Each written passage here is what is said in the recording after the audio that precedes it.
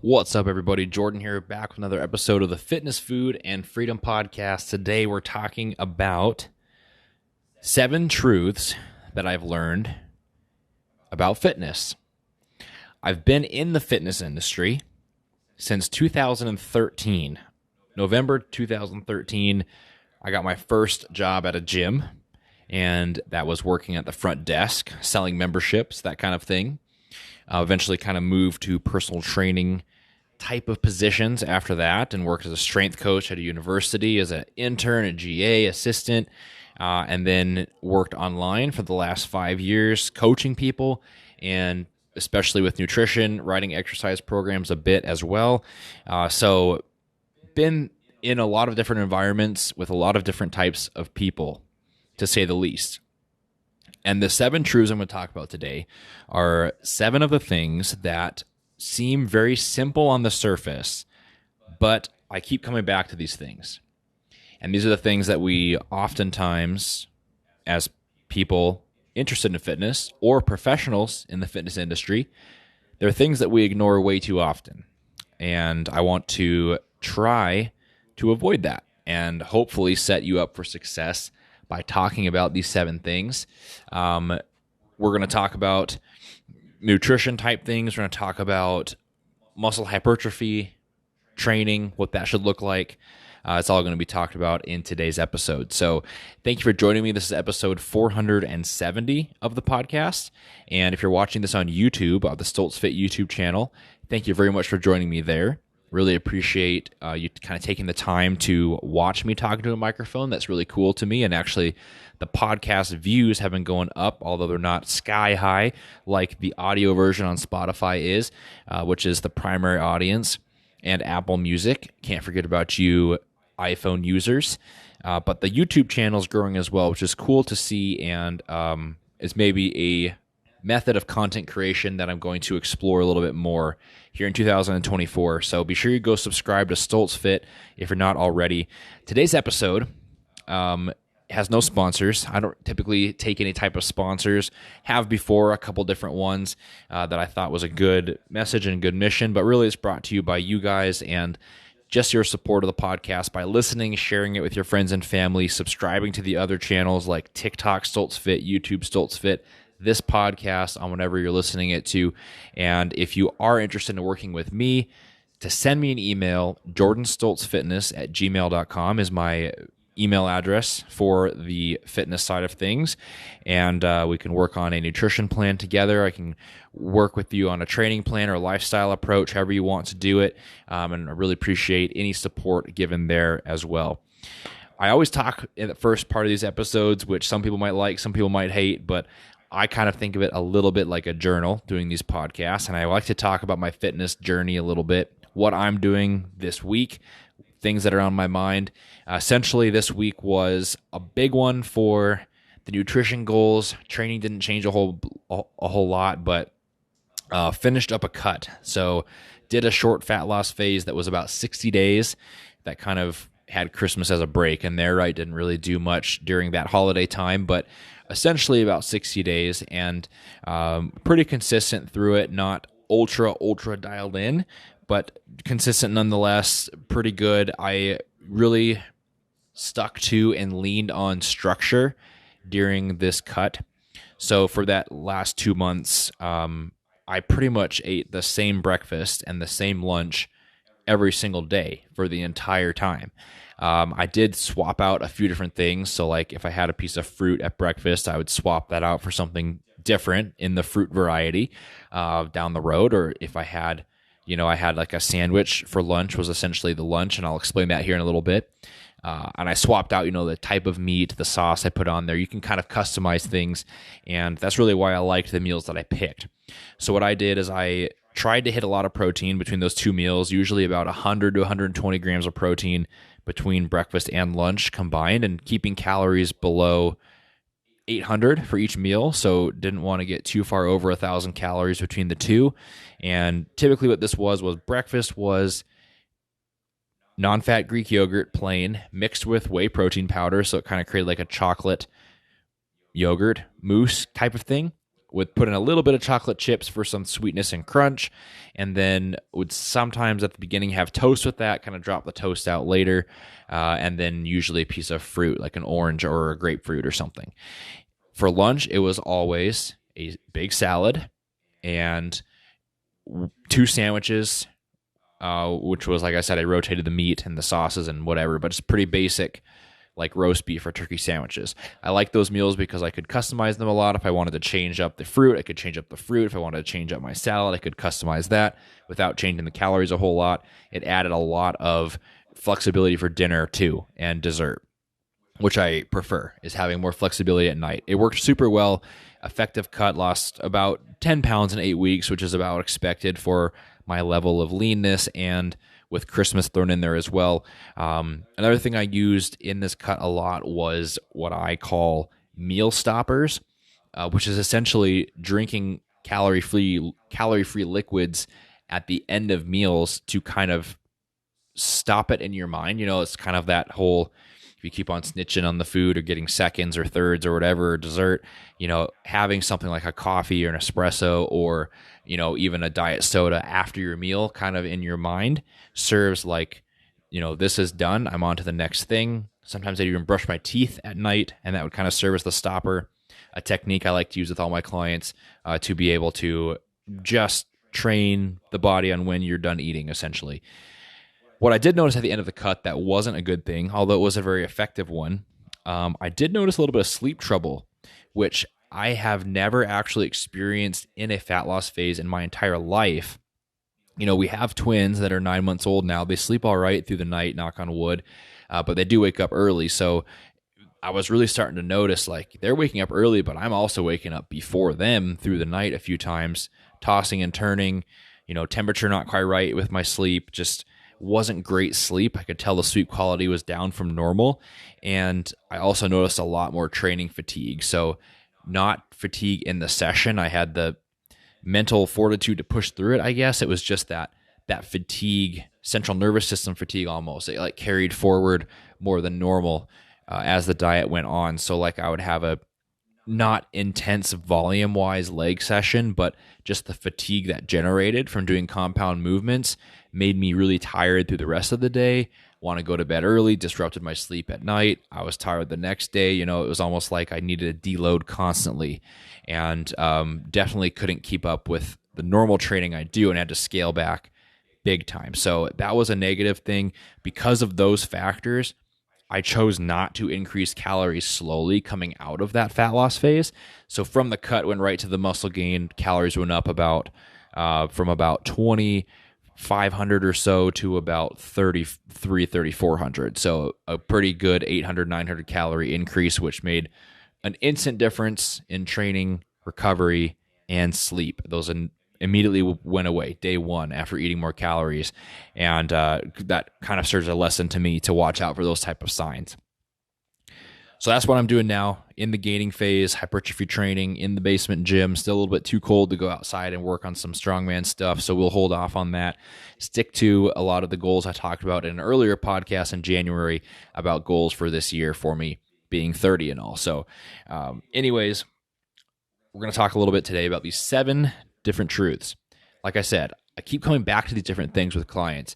It's like, these are basic things, and you might see these outlined or scroll through this podcast a little bit and think, I know all these things. You might, and I do too, but it's a good thing to have a reminder of them and to always remember these are like core principles that are important, and that everything needs to go through these 7 truths. Truth number 1, we'll dive right into it. Why not? Truth number 1 is literally what I do all day, is convince people of this. It's that calories in versus calories out does work. This is science. This is physics. This is nature's law. Calories in versus calories out is how you determine if you gain or lose weight. Every diet that you can find out there, carnivore, keto, low carb, high protein, low protein, whatever, it's designed to help you eat lower calorie in some way. If it's meant to lose weight, higher calorie if it's meant to gain muscle. Everything's going to come down to the calories and protein to an extent. Calories are the main thing, though. There is no workaround to this. Nothing overrides this. You might have the worst hormone profile in the world, and if your calories are dialed in perfectly, you can still make weight change. I see this all the time. Or the opposite, you could have calories dialed in perfectly. Your hormones might be affecting things a bit, and you have to change those calories to get back in that proper calorie balance. But that doesn't mean calories in, calories out doesn't work. It just means your calories out might be different than you thought, for example. So it's very important to watch for weight trends, weigh yourself, take the averages, look at the long-term trends because weight will fluctuate, and realize that everything does come down to energy expenditure and energy in what you're eating. There's so many people, you might be one of them, who try to kind of find the magic bullet that works around this concept of calories. No, you're probably just eating too much. The thing that's crazy is that for most people, they stick to their diet very, very well 5 or 6 out of 7 days of the week, which makes it really confuses people because they think they're hitting things perfectly, but what they're not doing is hitting things on average perfectly. Maybe that 7th day, maybe it's on the weekend, maybe it's date night, they go out to a restaurant, think they eat 2,000 calories, they eat 3,500. Maybe they actually stick to their diet for 2 weeks straight and then have a week where it's a little bit off and they don't track as much as normal, and that ends up spiking their average calorie intake a bit more for the month. What matters is the averages. If you would be locked in a room eating the perfect meal plan to hit a specific calorie amount that was set for you metabolically to lose weight, you would lose weight no matter what else was going on in your body. So it is about calories. It's just about finding a way that you can adhere to those calories. Truth number 2, stay with me here, is that even though calories in versus calories out does matter, it does come down to quantity. Food quality and whole foods do help. And that's truth number 2. It's very easy, especially when you're younger, and I'll say that now that I'm 30, I feel like I can give the old man wise advice. It's very easy to fall into the if it fits your macros type of lifestyle where you're fitting in candy, Pop-Tarts are the classic example, whatever else. There's nothing wrong with those foods. What becomes an issue is if those don't satiate you or provide you with the essential micronutrients you need to optimize your health and performance. Things get a whole lot easier when you do stick to a whole foods-based approach. The primary reason whole foods work better than processed foods, restaurant foods, sugar, and things like that is because they're harder to overeat and they're easier to track and estimate. For example, if you go to a restaurant, someone orders a, lasagna or a complicated pasta dish, that's going to be a lot harder to estimate than someone who orders a chicken breast and a baked potato, or a steak and a potato and a vegetable. The whole foods are often easier to estimate.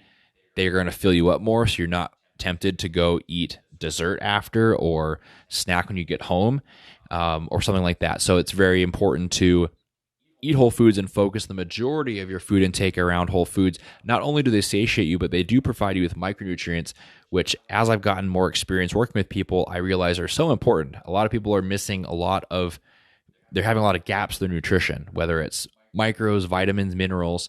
They are falling short in a lot of different areas that are making them feel low energy. Maybe they end up craving more because of that, or maybe they just aren't performing well in the gym because of that. Especially on the mineral side of things, I see this all the time. So whole foods can really help fill in those gaps if you eat a balanced diet. I eat processed food every single day. I have protein powder probably every day. I have some kind of snack or something that came out of a box every single day. So I'm not against that by any means.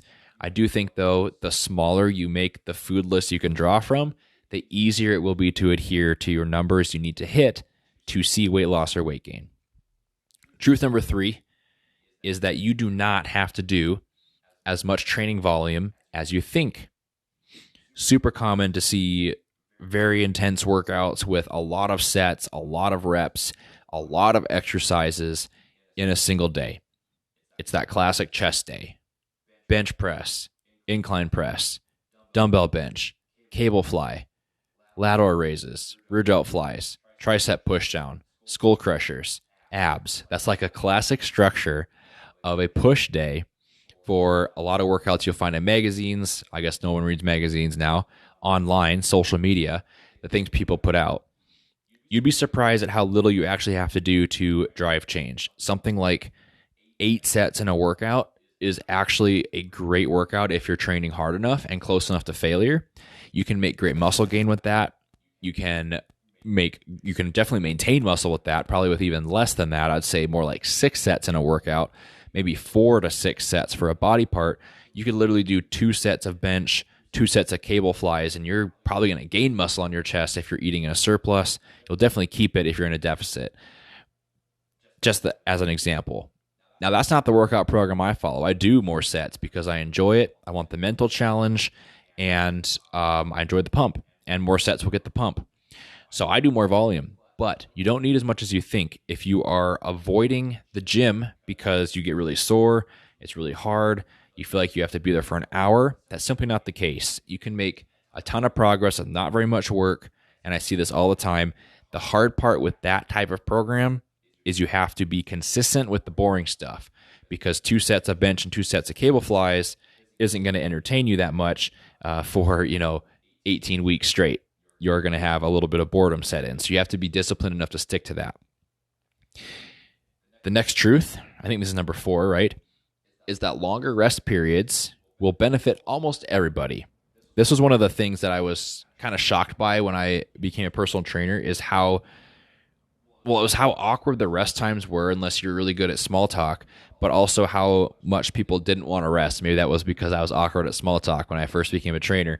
But especially women, not to pick on you guys, but women tend to not want to rest. They want to keep that burn going. They want to keep it going. And maybe this is also because I was awkward talking to women, small talk. But you need the longer rest periods to replenish all your energy systems.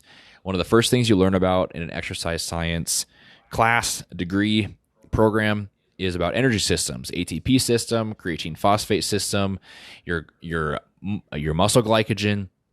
You're learning about aerobic energy, anaerobic, and the whole point of rest periods is to replenish all your stores, let your body go through all the cycles it needs to build its energy back up so you can train just as hard with set 2, 3, 4, 5, 6, and so on. So the longer rest periods you do, the more strength you'll have, and the more effective the work you do will be, for the most part. If you're chasing the pump, if you're chasing the burn, maybe not, but that's not necessarily going to automatically mean more muscle growth or retention anyways. So for everybody, at least a minute of rest. Most people will probably benefit from about 90 seconds to 3 minutes of rest between sets and exercises, and even sides on unilateral work. So that is a big one. I like to use longer rests. I sometimes mentally challenge myself with some sets with shorter rests, such as higher volume squats, a short rest, that kind of thing I'll do once in a while as a mental approach. If I was just focusing on hypertrophy and fat loss, 2 to 3 minutes would be my recommendation probably for rest. Next point, truth number 5, is that machines are actually superior for hypertrophy in many cases. I'm definitely not against the big 3. I am someone who bench presses. I squat. I don't deadlift all that often. Once in a while, I'll go through a phase where I do. But I do barbell squat twice a week, and I do bench press once a week. And I'm a big fan of the barbell lifts, the basics, the free weights. I mean, I have a home gym, so most of my stuff is free weights anyways. But it's a very common misconception that these are the only and best movements you should do for hypertrophy. If your goal is muscle growth, actually machines are superior in a lot of different ways. The main reason machines are superior is because they provide stability. And stability is a huge component of hypertrophy. If you're trying to retain muscle as you diet, lose fat, or you're trying to gain muscle, getting in a more stable environment will allow you to really just recruit more muscle in the muscle you're trying to work, to put it simply. So something like a chest press machine is often scoffed at by people who would rather do a barbell bench. It's true you can load the barbell bench a little bit heavier possibly, which could provide some value, which is why I do it. But the machine chest press actually provides maybe a better hypertrophy response because of the stability. You're locked in where the handles are. They're not moving. You're sitting upright. It's very, very stable, easy to overload over the coming weeks as well. So don't count off machines. That's something that I find a lot of clients think they have to do. Barbell squats, I get a lot of people coming in, for example, and they'll be like, I know I should squat. It's a great exercise. I read all about it everywhere, but I can only get to 90 degrees. My mobility is terrible. My solution isn't to just ignore the squat. It's to start working on mobility to get your squat better. But in the meantime, let's just do a machine that provides maybe a better hypertrophy response anyways, such as a hack squat, a leg press, even some specialty bars and things like that could help you get down into a better position. There are workarounds, and that's the point of gym equipment, is that you have machines that provide the same stimulus with less of a learning curve. Point number 6 is that the basic movements like squat, bench, deadlift, even running on the cardio side of things, sprinting, jumping, these basic movements are actually skills you need to build, not just exercises. One of the most common mistakes I see if someone wants to lose weight is that they start running. I love running. I've been started to run in late 2023. Nothing crazy, maybe 3-4 miles at a time, zone 2 style, and I like it. But someone who's really overweight and they start running will have a lot of impact on their knees, their ankles, their feet. And the truth is, even something like running requires good form, and you have to learn that form. You have to get better at the skill. Something in the weight room like a deadlift. It's a very skill-based movement, actually. Sure, you're just picking a weight up off the floor, but there's a whole skill to it. That's the reason there is strength coaches at universities, why there are personal trainers. You need to learn how to do the movements properly. The only way you can learn to do them properly and maintain that skill is by practicing. So I'm a big fan of practicing form in your warm-up sets, practicing form on your off days, going in with super lightweight, just the barbell, working on the movements like you're trying to learn a new language, like you're trying to learn a new hobby. Do these things all the time. If you're running, learn the perfect running mechanics, hire a coach for that if you need to. It'll pay off. If you do it right the first time, you won't get hurt, and you will make much better progress than having to relearn it down the road. The last thing I want to talk about, the last truth, is more of a mindset one, which is that a day or so, a few days here and there, won't set you back that far. It's all about, just like with nutrition, with calories, what you do on average for the long-term haul. If you are hitting your diet perfectly for 3 months straight, and then you have a 2-week vacation, don't stress about that vacation. Enjoy the vacation. Sure, practice some good nutrition habits. Don't drink the entire bar. Don't eat the entire buffet. Hit some protein, eat some fruits and vegetables, be active, but don't stress about it. Just be a healthy person, identify as a healthy person, and do those things, but realize that a little blip in the whole calendar isn't going to affect your progress all that much. Nor does your progress mean all that much if you can't enjoy those things anyways. If you have to be so strict to the holidays because you're worried about a Thanksgiving dinner ruining your physique, what's the point in all this effort? Unless you're making millions of dollars off of your physique, what's the point? Are you happier if you have the meal, or are you happier if you don't gain a half a pound that day? These are the kind of things I go through all the time with clients too. It's a hard one to remember, even as someone who's advanced, is that you don't have to beat yourself up over a little miss here and there.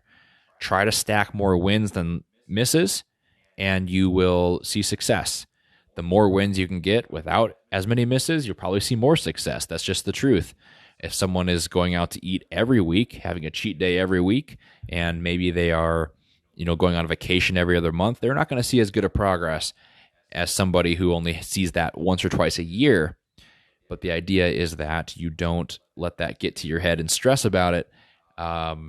It's not going to mess you up all that much, and life's about a lot more than fitness goals. So it's more about fitting your fitness into your life and not fitting your life into your fitness, is what I talk about all the time on this show. So those are the 7 truths. To recap, we'll read them all through here off the screen. Calories in versus calories out does work. Eating whole foods does help. You don't have to do as much training volume as you think. Longer rest periods are better for almost everyone. Machines are superior for hypertrophy in many cases. Basic movements are actually skills you need to work on. And a day or so here and there won't set you back that far.